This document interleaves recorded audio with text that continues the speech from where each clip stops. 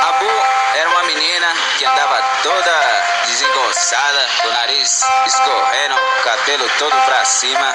Daí colocaram o apelido dela de Bu, e sempre quando ela chegava ela assustava todo mundo.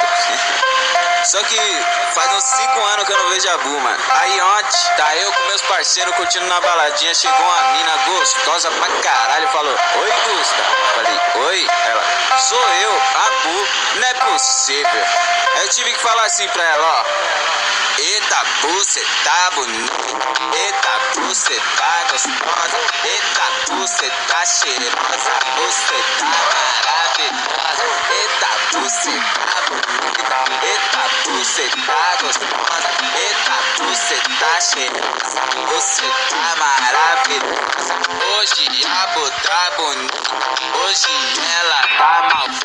Depois que ficou grandinha, a Buzinha tá tarada. Hoje a Bu tá bonita. Hoje a Bu tá tarada. Depois que ficou grandinha, ela ficou mais safada. Taca, taca, taca. Taca, taca, taca.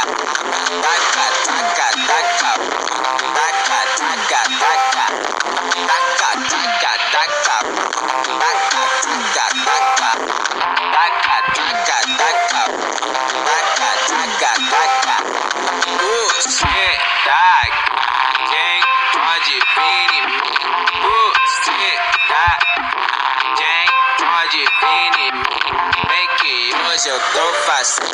Hoje eu tô moleque. Você tá quem pode vir em mim. Era uma menina que andava toda desengonçada. Não é possível. Eita, Bu, cê tá bonita. Eita, Bu, cê tá gostosa. Eita, Bu, cê tá cheirosa. Você tá maravilhosa. Eita, Bu, cê tá bonita.